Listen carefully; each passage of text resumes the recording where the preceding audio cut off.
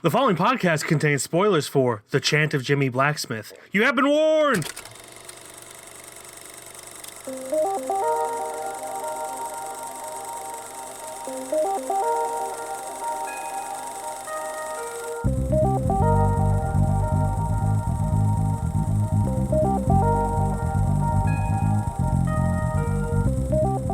What's up, everybody, and welcome back to another episode of KFR News Radio. This is your host, Miguel Magusto, along with your host, Glenjamin Button. That's right. I switched it. You're more important than me now. That's right. Oh, so sweet. Absolutely. I mean, Marry me. I was always more important than you, but... What? I mean, I just didn't want it to be said out loud, but now my feelings are quenched. Just kidding. We're equally important. We're like... There are no favorites here. Never. Yeah, Not how even you doing? Not even Handmaiden could... Or the other one could top being important more than any other films. For a second, I was just like, this is a reference I don't get, but it's a reference I make every week, so I definitely get it. I'm not bad, buddy. How are you? I'm not too bad as well. What did you watch this week? Do you want the full list, or actually, you know what? I'm going to crank the whole list out because there's a lot this week. Go for it. I didn't watch a thing. Oh. Yeah, I did. Actually, I was very busy all week editing a lot of stuff, not just for KFR, but for my other channel as well. Cool. So I was very busy, boy. I didn't even get to watch anything besides the movie. I wanted to watch Nomadland, and unfortunately, I didn't get to. I had to go to the grocery store before I got to watch it today. But other than that, that's all I watched. What did you watch? I guess so. I was about to say I didn't watch much either. And legitimately, I thought I didn't watch that much. Yeah. But looking at what I watched, 1, 2, 3, 4, 5, 6, 7, 8 movies. Granted, compared to the end of last year when I was watching like 14 movies a week, that's not that much, even though it's more than most people. My numbers are skewed because of the end of last year. I know.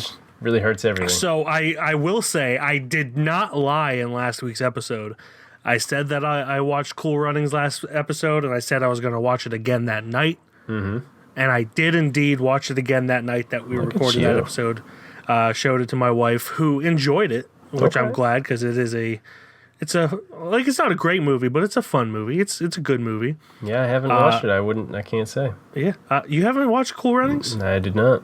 Oh my God, Glenn, you're like my second wife. You ready to watch it a third time? Yeah, you're my second wife, so you have to watch it. Perfect. So yeah, Cool Runnings. It's great as usual. Then I watched I Care a Lot with Rosamund Pike and Eiza Gonzalez. Peter Dinklage is also there, and it is a good movie, but I fucking hated it. Oh yeah? Because everyone in it is a piece of shit and has no redeeming qualities. And they're the worst people you could imagine. And also, like, Rosamund Pike character makes a Russian mafia guy look good. Oh. But she's still the hero. Yeah. And you could tell the director is just like, hey, she's bad, but at least she's not like Peter Dinklage. And she should be like Peter Dinklage. She wouldn't take advantage of old people if she was like Peter Dinklage. That's rough. That's the new Netflix movie, right? Yeah, it is really good, but I hate it, and I'll never watch it again. And it's only because of how it makes me feel. So, like, in that sense, it's a good movie because it makes me feel the way I'm probably supposed to feel about it. Yeah. But I also don't like cheering for people to die throughout an entire movie. True. And feeling like a piece of shit because I'm cheering for people to die. But yeah, good movie, but I'll never watch it again, and I hated it. I'm just waiting for that one movie where the dog kills everybody instead of, like, people killing dogs. Yeah. Where's that one? John Wick, animated version. Air Bud 9. Air Bud 9, but it's John Wick, but reverse, where a newly adopted dog has his human killed, and it's on a killing rampage. Perfect. Yeah. Then I watched the newest Disney animated film. I went to theaters to watch this, Raya and the Last Dragon, or Raya and the Last Dragon. I forget how it's pronounced. Probably Raya. Not Zendaya or Zendaya. I have no idea. Whatever. But this was a really good movie. It also, due to its box office, proved to Disney, who probably won't admit that it proved it, but will prove to Disney that you need movie theaters to make money on movies. 100%. Because it is like Mulan, where it is behind a paywall on Disney Plus, a service you already pay for to see free movies. And it wants you to pay an extra $20 to unlock this one. And because of that, the third largest theater chain, which is the second largest theater chain that is currently open since Regal's not open, was it Carmike? I forget what it is, but the third largest theater chain, and then the second one that's the largest that's open, refused to show it, and because of it, its box office numbers were not great, but also its online selling numbers were not great either. Why did it refuse to show it? I think because of it was a simultaneous release. Okay. I'm not exactly sure, but Disney probably isn't going to learn a single lesson from this. No. But it is nice to see that studios, regardless of whether they think so or not, still need movie theaters. Then I watched The Chant of Jimmie Blacksmith. We'll get to in a minute. Then I watched a Korean movie about an aspiring wrestler called The Foul King with Kang Sang-ho or Kang Sang. Why do I always forget his name? The dad from Parasite. Yeah. Song Kang-ho. He is the lead character. That's close. The aspiring wrestler, and it's really fucking funny. It's just such a well-paced film and really funny, and it's also got serious moments. The South Koreans like combining genres, so it's a solid film, and I highly suggest people check it out. Glenn, if you get a chance, it is leaving the Criterion channel at the end of the month, so I would watch it before. Yeah, I gotta hop on that. Yeah, watch before. So that is The Foul King. Okay. Then you and I went to the Colonial and watched The Mummy.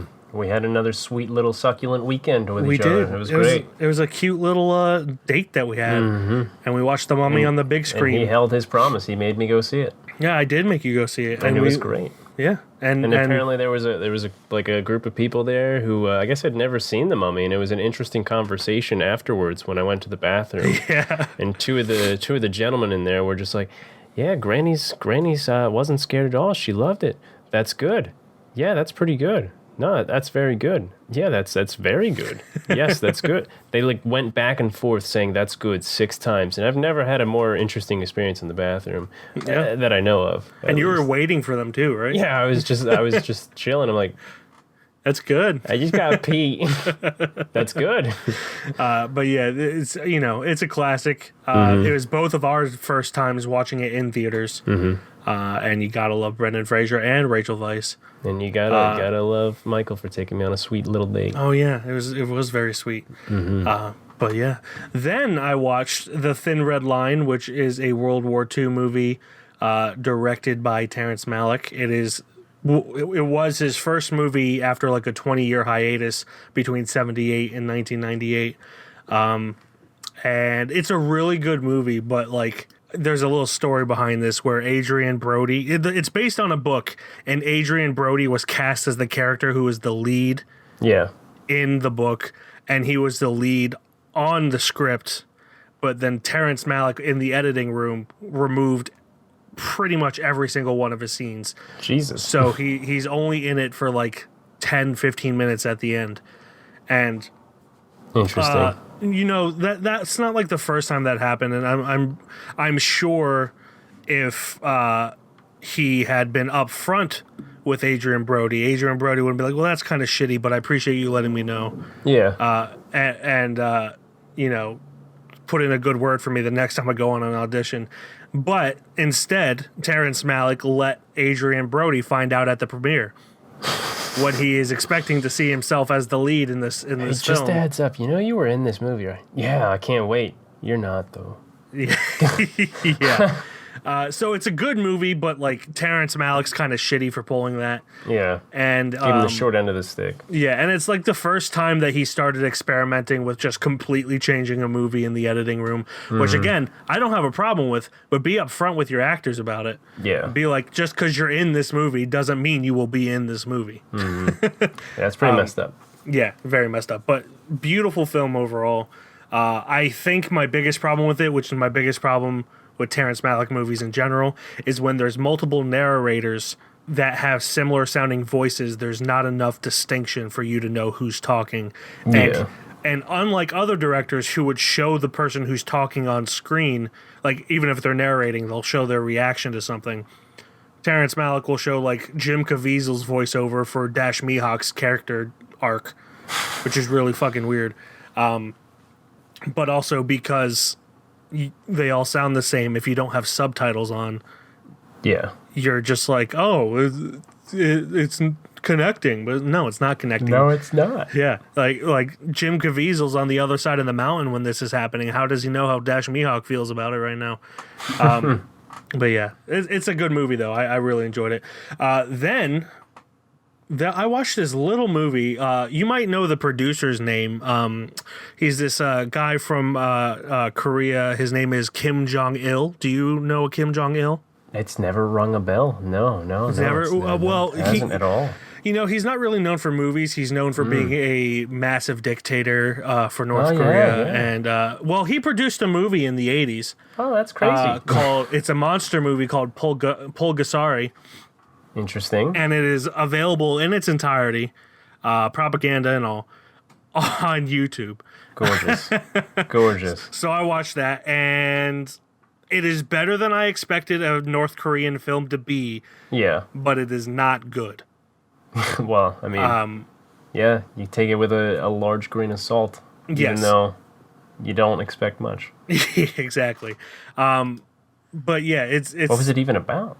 It's a monster movie. It's essentially about this uprising by peasants, which I found surprising because very interesting. Yeah, that is like North Korea's biggest fear is that if there's ever it's not really a fear because they would just kill them all. Yeah, but like if they somehow uprise, I don't also know the history of North Korea and how the Kims came to power there. So maybe it's like some myth that happened along the way there. Excuse me, and But yeah, so a blacksmith is imprisoned, and he makes a little monster toy out of rice, and then when he dies, his daughter gets a hold of that toy, and while sewing, cuts her finger, and the blood lands on the rice monster toy, who then comes to life, starts eating iron.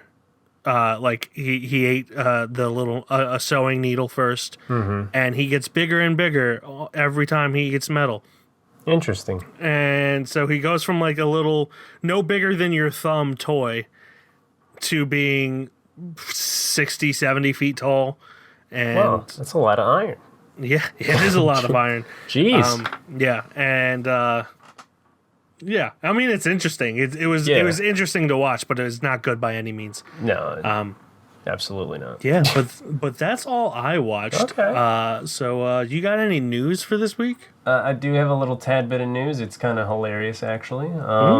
Let's see. We got Zack Snyder's Justice League was temporarily available on HBO Max a week early.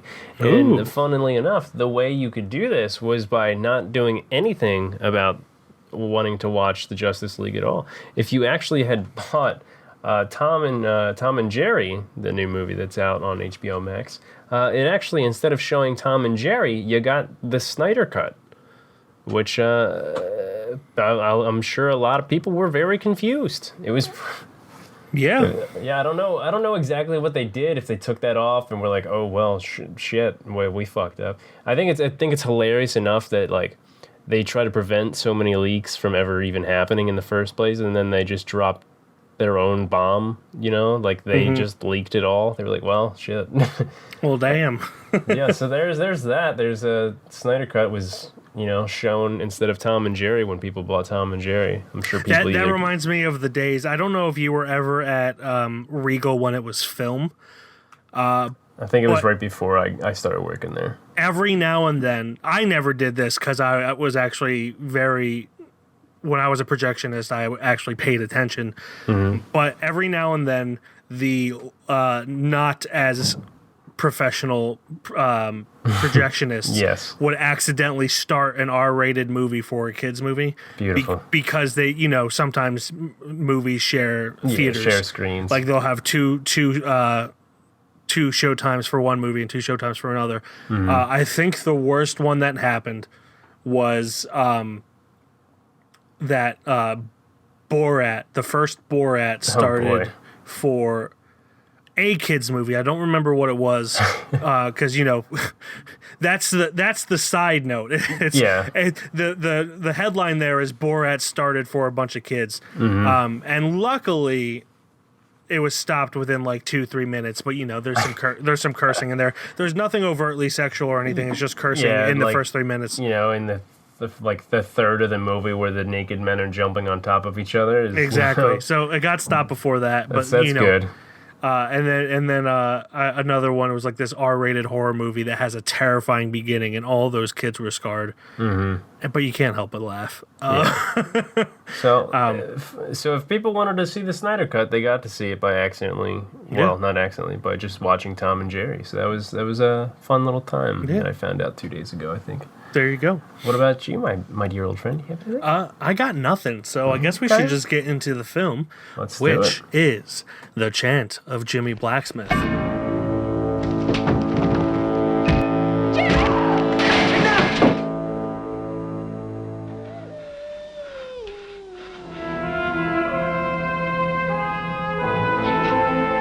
You must promise to stay away from those drunken rascals. They will certainly lead you astray. You will not be able to get a job. And if you do, you will not be able to keep it. I promise, Mr. Neville. I'll give you £2.12. Bet, boss. Start tomorrow. It's my brother Mort. It's a good worker, Mr. Lewis. All right, then. You get 7 and 6 a week, sleep in the stables, no boots. Fair enough, boss. £2 all you're getting. But it ought to be 12 shillings more. Thanks a lot, boss. I understand you're going to marry a white girl, Mr. Blacksmith. Yes, miss. Is she all white, Mr. Blacksmith? I spoke to your husband. You know we haven't got anything to eat, boss. I got a hungry wife and a kid at home. I told him I can't go on forwarding him groceries. Forwarding? I earned everything you're giving me and more. You'll only lose that child of yours if you stay with the blacks. But if they keep doing this... Don't you talk to me like that. I'll soon bloody...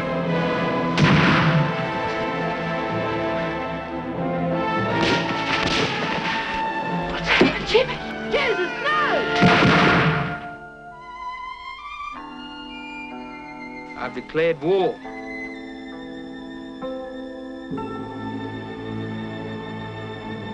Jimmie Blacksmith, the son of an Aboriginal mother and a white father, falls victim to much racist abuse after marrying a white woman and goes on a killing spree and finds himself on the run in the aftermath. It is directed by Fred Schapisi, written by Fred Schapisi based on the novel by Thomas Keneally. It is starring Tommy Lewis, Freddie Reynolds, Ray Barrett, and Jack Thompson.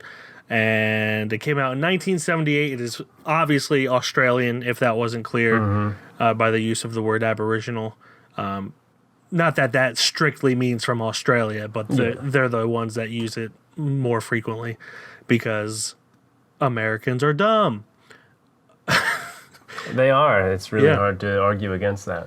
Yeah, and I feel like this synopsis doesn't really do it justice because it makes it sound like he's accepted by society until he marries a white woman, when in reality he's never accepted by society. He was never accepted at all, and he's abused from the beginning by people trying to take advantage of him, promising him money for doing work, and then making bullshit reasons to not give him as much as they agreed on. And fuck white people, pretty much. For real, honestly. Yeah. What did you think of this? I didn't really go into this really obviously knowing anything about it. So it was a very surprising thing to see how very forward it all was with how racial it was. I mean, it's not like I'm not used to those films because we are both you know, major guys in the film industry, but I was just very surprising how if it felt like, you know, a movie we would see like 12 Years a Slave or anything like that. It felt like that, but obviously in the 70s. So there's just words. Like I really don't feel comfortable saying it, but and I don't think you should say them. Yeah, there was a lot of words thrown around that slandered certain kinds of people, and it definitely took you by surprise if you weren't expecting it at all. Yeah, I mean, obviously, in a movie like this where it's accurate, I think it's a good thing. But like, to portray that, so it's not like it's telling it how accurate it was. It was how to describe this. It was nice to see something that was portrayed accurately. Yeah. And just to see how fucked up genuinely people could be. I mean, specifically white people back in the day for sure, were just not cool people, back then in the slightest. No matter if they were, American or just people altogether. Yeah. It really sucks to see how like whether it's in a movie or not, whether it's like just to see the hardships that people face through these times and stuff like that. And this movie definitely helped show that for sure. Yeah, definitely. In the Australian way. Yeah, and I completely agree. Like a movie like this coming out now would not be surprising, but coming out in the 70s when, at least in the United States, people avoided this kind of topic as much as possible. I found out while kind of researching this that this is actually based on a true story. The Aboriginal man, his name was Jimmie Governor. And essentially the same thing is that he married this white woman. All of these people who promised him money weren't doing it. They were treating him like a child or an animal, and he just kind of lost it. And it's just in the real life story, it's not as planned. Yeah. Like he in this he kills them with an axe, but he also arms himself with an axe when going to talk to them. Whereas, at least from what I read, obviously I wasn't there and I haven't read like the actual book or anything other than a few paragraphs on the Wikipedia page. He hit him with like a walking stick. Yeah. And just bludgeoned them to death that way. So it was less less oriented in that way. Yes, exactly. Less predetermined and all that. It's just you're completely right. Like just even the words that like I didn't even know were slurs, and it's not because we use them here and just unknowingly use them here. It's just I think they're just Australian slurs, like one that, and I apologize just so people know if you haven't watched it or if you did watch it and were wondering what that meant. He gets called Jacko a lot, which here that would probably just be like, oh hey Jack, like just a nickname, but apparently it's like the Australian version of calling someone a monkey, which is it's definitely fucked up. Yeah, so like after I looked that up, I looked it up like probably 20 minutes in because he gets called that a lot in the first 20 minutes. I didn't even realize that was a thing. Yeah, I didn't either. I was just like, oh, they keep calling him Jacko a lot. Like, is that like a Australian like term of friendship? No, it is not. No. And I think the thing that made me kind of curious about it is that he didn't respond at all, and realistically so, like back then they would have essentially no way of responding without getting the shit beat out of them, unfortunately. It just does this film does a really solid job at putting you in his mindset, making you understand why he would do what he did. And while you may necessarily not respond in the same way, he really had no other option because he was essentially a dead man either way. Yeah, they were playing games with him the whole time, and they were not just giving him what he was owed. And throughout the whole film, like anybody there was really one or two characters that actually more or less weren't assholes, for sure, but everybody was playing these games and pushed him until he was over the edge, and then once he was over the edge, well, he came a swinging. Play stupid games, you win stupid prizes is basically the summarization, well, a brutal summarization to what happened in this movie, for sure.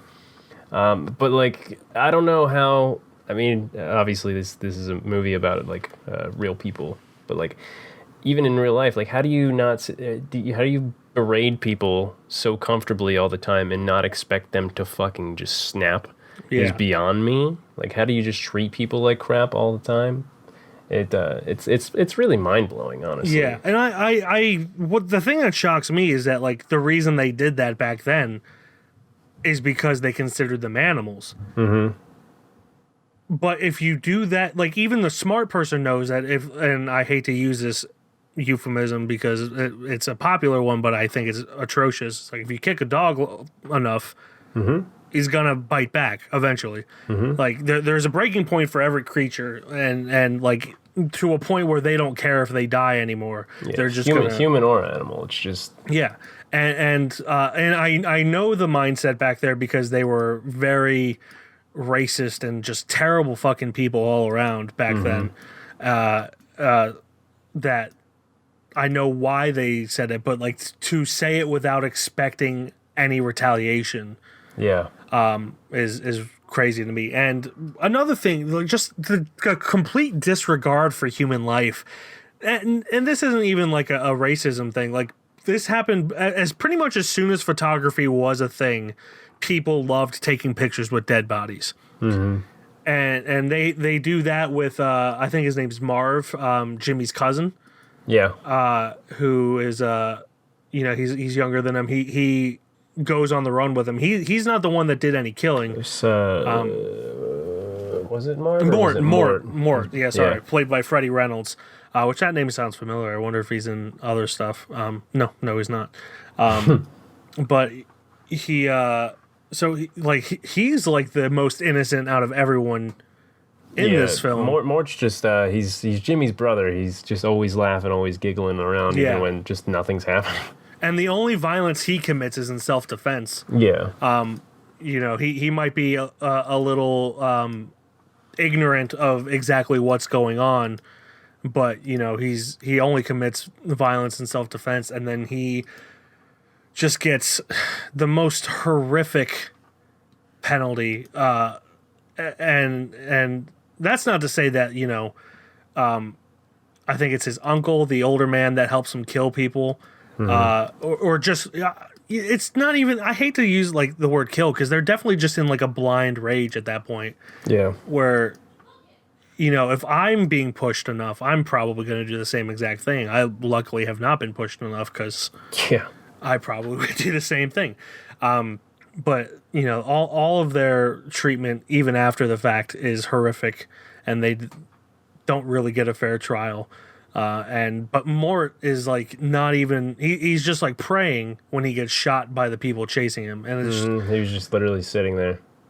He's praying, he's chanting, and then he gets shot, and then the next scene is they're taking a photograph with him, and it's just like the fact that there's even people today, not to get political, but like people who want to see public executions of politicians and shit. It's like, what the fuck is wrong with you that you want to see that shit? Like, remember the last big one was what, Saddam Hussein, I think, for us at least.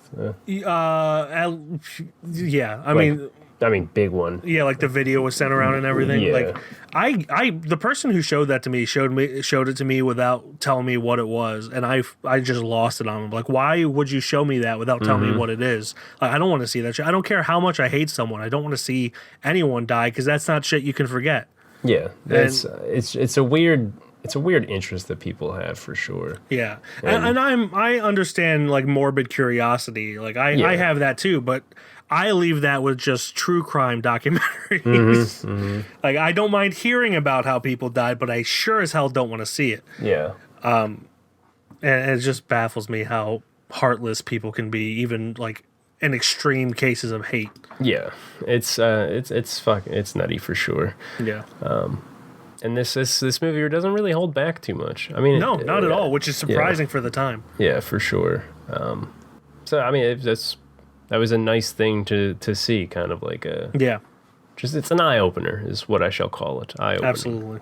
Even like it's nice to see that it's just not America. I mean, it's not nice to see it all. Period. Obviously. I know what you mean. It makes you. It's nice knowing that it just wasn't like all us for sure. Yeah. But still, the really shittiest thing to ever happen. Yeah.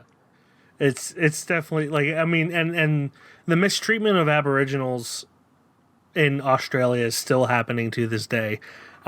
Granted, it's still happening for Native Americans, for First Nation people in North America as well. I'm sure South America as well. Just the way that Anglo-Saxons and Europeans have just treated people, and I'm sure Asian countries as well. I just don't know that much about it, but just the old world enforcing their culture on the new world is just atrocious altogether. And I often just think about all of the cultures lost. There's a movie that came out called Nightingale. I talked to you about it a little bit. And it's more about like a woman's revenge, but she is also helping, or she's being helped by an Aboriginal man. Yeah. And I don't remember if it was a text at the end or if it was said in the movie, but essentially like their languages are all dead, and the native languages that they have now are like a combination of all the tribal languages. Wow. And just so many cultures are just lost. And you think of like the Aztecs and the Mayans, and yeah, we have little bits of their culture, but like they're gone. And it's just the world would be so much more interesting if if colonialism wasn't forced upon them. Yeah, if everything just wasn't wiped out, we'd have so much more, sharing everything instead of just, wiping it out. It's just so dumb. And then people are just like, oh, well, we wouldn't be as advanced. Who fucking cares? Yeah. And even, like, we probably still would, because, automobiles were created by Europeans or Americans, and film was created by European and Americans. Like, I mean, sharing the information versus destroying other would have definitely helped us more, I think. I mean, be like, hey, I don't know. We got this thing. You can use it if you want to, but you absolutely don't have to. Yeah. And also, this is your land. We're not going to take We're going to stay over here now. Yeah. Call us if you need us. Yeah. But yeah, that's obviously just a perfect world, and people back then were more ignorant. But yeah, I mean, the performances in this, specifically by Tommy Lewis, I think this is his first role, or at least definitely his first lead role. Yeah. First role in general, and he is really great in it. I think the actor who plays Mort, Freddie Reynolds, he's incredible in it as well. And then Steve Dodd. And I mean, listen, they even have like colonialized names, which I would be mad about if I were them. I can't speak for them if they were mad about it, but if I had colonialized names, I would be mad about it. Steve Dodd played Tabiji, who is the older man that helps him kill people. But yeah, all of the performances across the board were fantastic. Yeah, I really liked. I don't. Who was the guy at the end, like the scholar dude who was talking to them? I really liked the one they kidnapped. Yeah, I can't remember his name off the top of my head. I'll look through this. Yeah, but I liked his character as far as like him like trying to like be like a kind of middle ground. It seemed. Yeah. At first, or not at first, just period. And just trying to there was one scene where him and Mort were kind of, or Jimmy and Mort were kind of like arguing back and forth, and he said this one line of like if you're arguing against two different evils, you might as well shoot both of them in the heart or something like that. And I thought that was really, really cool. Yeah. Cool line, honestly. And then there was Gilda, who was definitely the nicest fucking character besides, the baby thing. She just seemed like someone who actually genuinely cared about our main character, Jimmie. Which was nice, because throughout the whole film you just see him getting shit on by really everybody he sees.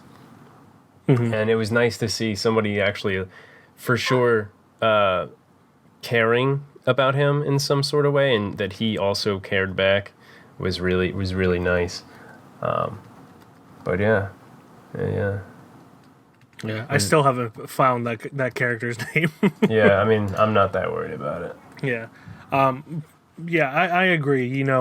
It's Gilda was just trying to make the best out of a bad situation. They kind of show her as a promiscuous woman in the beginning.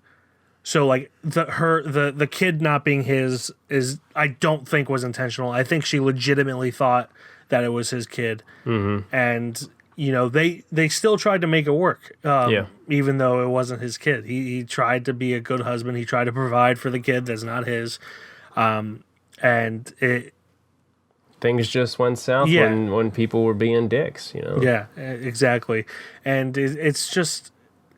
It's such a hard movie to talk about because it is such a political film, and it's hard to talk about it without talking about politics. And if most people know, I'm not a very political person at all, so it's I'm not either. I know what is bad, and I'm just shocked when I see people not realizing things are bad. Yeah, that is probably about as political as I get. Yeah, same pretty much. But yeah, this was just a fantastic film.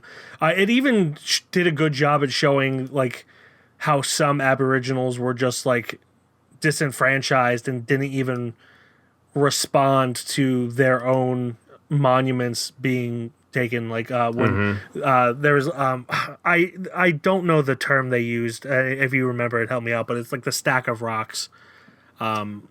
No, I remember the scene. I definitely don't remember the name of it though. And the teacher is trying to help them put it together, which just shows you like he's still a colonist, but he has a reverence for their culture in a way, and he's trying to put it together. But even Jimmie's just like it's broken. Like there's no point. What are we doing?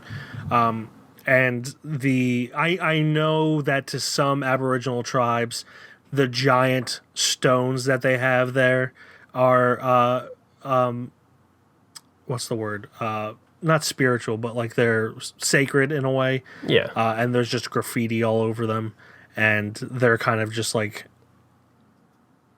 not upset about it, and the teacher's even more upset about it in a way, and it's just it just shows you how belittled they've been, that even Mort and Jimmie are just like it's a thing. It's a thing, and it's really just kind of sad in that sense. It's a very sad movie, but I really liked it. Yeah, same here. Yeah. I don't think I have too much more to say, honestly. Me neither. I think the last thing I have to say, let me just go through my notes real quick, make sure I didn't miss anything. The thing that got me, and fucking of course this would happen the week that Meghan Markle, her interview with Oprah came out, but people, before they knew the kid wasn't his, kept asking him if he's worried about the kid's skin being too dark. And just like planning, I was like, well, he might be a little bit dark, but maybe your grandkid won't be dark. Yeah, it was like in the beginning pretty much the beginning, where they were talking about, well, then it would be half, and then it would be quarter, and then eighth, and it would slowly just go away. And that shit that's still happening with the English royal family. Like, it's fucking disgusting.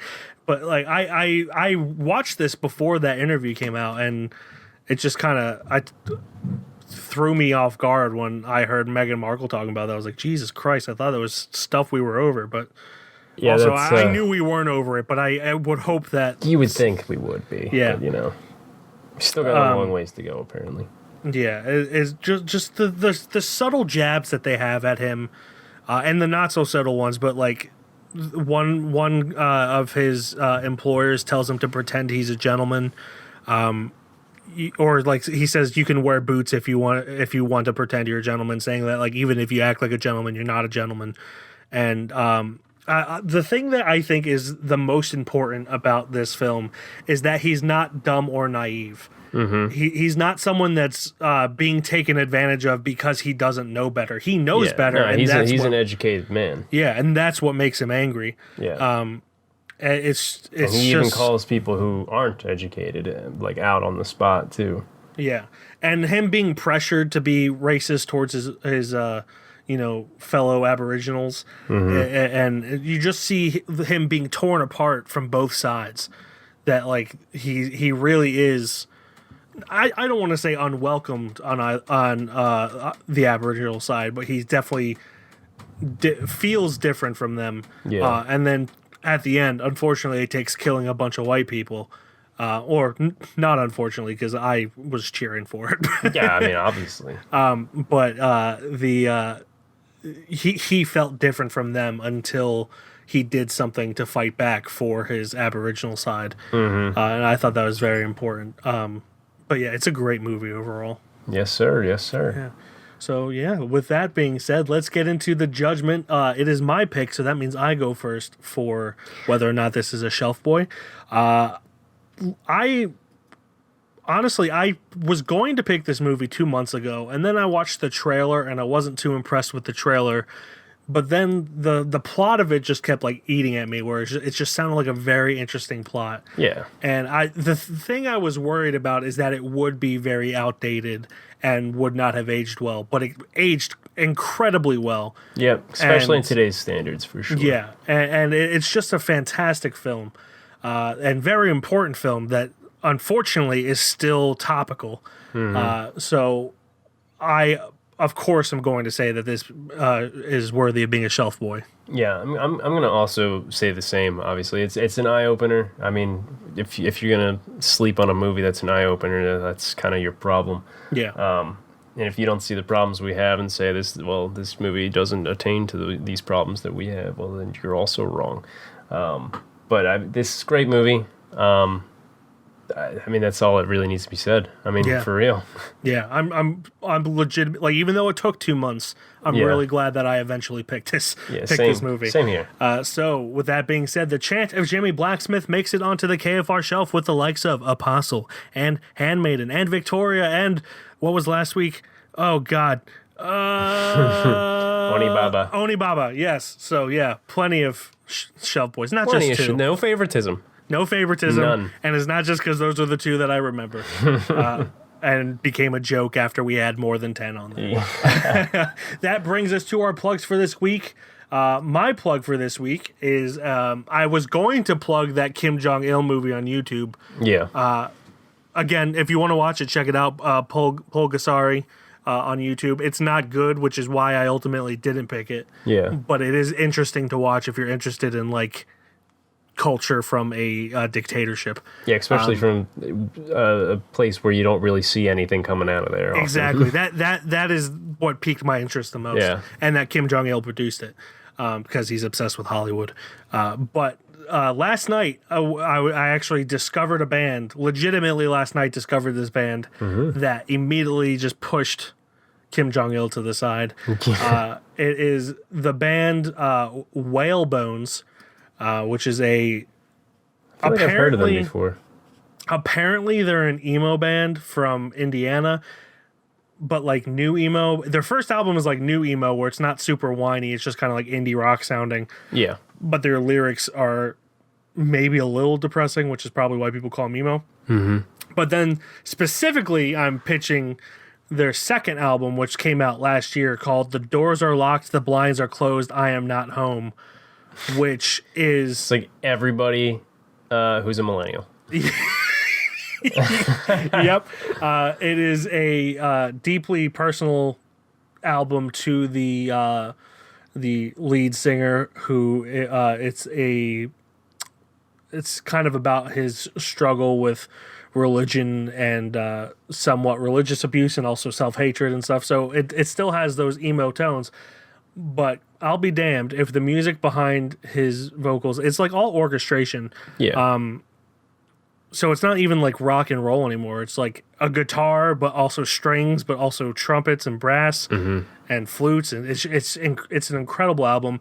And specifically on The Doors Are Locked, the Blinds Are Closed, I Am Not Home, there's a song called Persona Non Grata, which is fucking phenomenal. And I listened to it conservatively 10 times last night before going to bed. Don't you love when you find that song that you want to just listen to on repeat? Yeah. I love that. So that is Whalebones, the song Persona Non Grata. On the album, The Doors Are Locked, the Blinds Are Closed, I Am Not Home, but just Whalebones in general. And that is my plug for this week.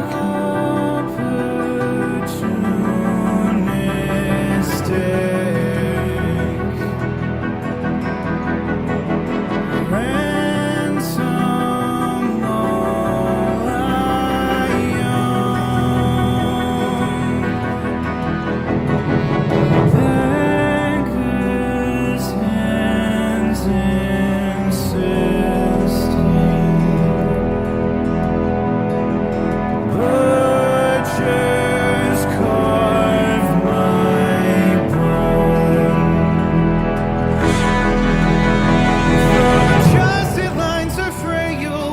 tightening, now a cheap fit. I won't hold on like someone who believes it. Trusted lines are frail, once a tightening, now a cheap fit. I won't hold on like someone who believes it. All right, there it is.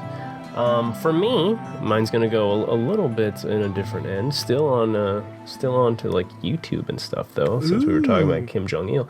But very, very far away from that sort of thing. Everybody who knows me knows I love food. I can't stop. When I was in high school, pretty much all I used to watch is just cooking show stuff. I'm not a cook in any way, but it just fascinates me, and I drool over it. I just love eating food. It's great. I also love eating food. And I came across a nice little channel that I've just been glued to ever since. Like literally after the podcast, I just started watching these and haven't stopped really. It's like all these things that are nice, easy to make, better ways to make a certain thing. And the channel, and the man himself is Joshua Wiseman. He's on YouTube. He does all these different things. He shows you how to make different types of bread, make different types of meals, make better versions of like McDonald's or just like but better is the series. So like he would go and make a Chick-fil-A sandwich, but his own version of it. But he also has like a different category called but cheaper. So people who can't necessarily get all those ingredients to make all these like meals that would add up if you were to home make it. He makes it ways to where you can also do it cheaper and maybe under like $10 and stuff like that. So it's really nice, and he's just like a nice, great personality to attach to while you're watching these things. So not only are you laughing, you're also learning, and you're laughing. It's really fun. I enjoy it. It's really what you want kind of out of a cooking, either show or just little video. So I'm gonna plug that. Joshua Wiseman on YouTube. Okay, so today we are making the Chick-fil-A sandwich, but I've had conversations with many people, both professional and unprofessional in the world of cuisine, and I've expressed my concerns about this sandwich. Not that there's anything wrong with it, I just think that it's overrated. So today we're going to prove why we can make it much better. I don't know why I'm talking in that cadence. With all that said, let's make this, shall we? Oh my God, is that the line? What's with the chicken line? I like chicken, I mean, I get it. Chicken is Jimmie. Can I just get 2 Chick-fil-A sandwiches? Thank you. Thank you, Darth. Stay warm. God damn it, they're so polite here. Looks like somebody took care of that sign. When those Chick-fil-A employees go home, they like throw up. After having to be nice for so long, I would throw up. There it is. Ooh, fancy.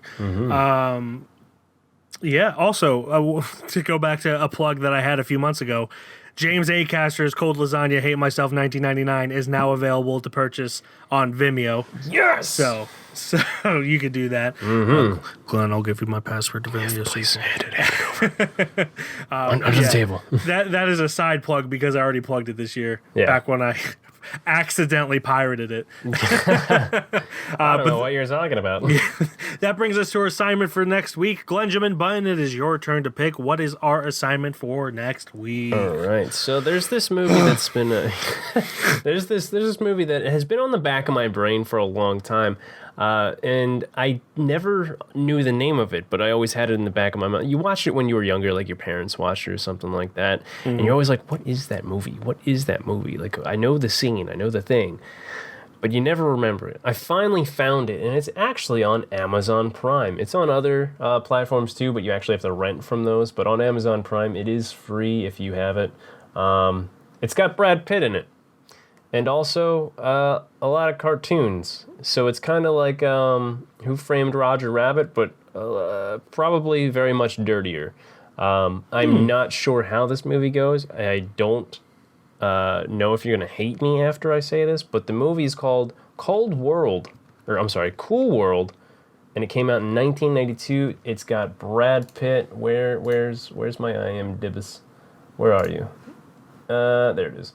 Cool World. When Jack Deebs was behind bars, he found escape by creating Cool World, a cartoon series featuring a vixen named Holly Wood. Jesus Christ. The flesh proves weaker than ink. However, as Holly takes human form in Las Vegas. Well, I butchered that sentence, but you get the idea. Director Ralph Bosky, written by Michael Grace, Mark Victor, I'm now dying right now, as it appears to be. Let me You're check doing my fine. pulse real quick. You're doing there fine. There it is. Sweating now profusely. It stars Gabriel Byrne, Kim Basinger, Jenny Bren, and then obviously that's what I said. And then Brad Pitt, of course. So there's that. How that's gonna go, I have no idea. The ratings on IMDb say 4.5 out of 5 stars. Metacritic is 28. IMDb says 4.9 out of 10. So this could go a very fun way. During his 10 years in prison, Jack Deebs created his own world. It made him very successful. You're Jack Deebs, the creator of Cool World, right? I can't believe this. Now he thinks he's going home to the real world. But he's wrong. Real wrong. Welcome to my world. You're not in Kansas anymore. Freeze. Cool World Police. I'm a cartoonist. I drew all this. This place exists with or without you. Get a little closer here, babe. Give us a kiss. Go away. I'm out of here. I've been waiting for you, darling. Noids do not have sex with doodles. It's the oldest law in Cool World. If that happens, you call me. I got it, boss. Since it's only a dream, indulge your fantasies. Man is in the bedroom. Are you gonna follow the rules? Or are you gonna follow your instincts? I have only seen images from this and maybe one scene. I didn't know the name, but I knew what movie you were talking about when you said Brad Pitt and animated characters. Yep. So it is iconic? Question mark is very big there. Yeah, this is a movie it's had in the back of my mind. I'm like, I've seen it before. I gotta find out what the deal with this was. So that is Cool World from 1992, available on Amazon Prime. Thank you everybody for listening. As always, you can check out our website www.keystonefilmreview.com. On Instagram, we're Keystone_film_review. Twitter, Keystone_film. Facebook, Keystone Film Review. YouTube, Keystone Film Review. And on Letterboxd, I am Mike, KFR. And I am Glenn, KFR. And that will do it until next week when maybe Brad Pitt's horny from some cartoons. I don't know. It's a weird looking movie, but we'll see. It's going to be funky for sure. Yes, it will. Yes, sir. Bye-bye. Bye.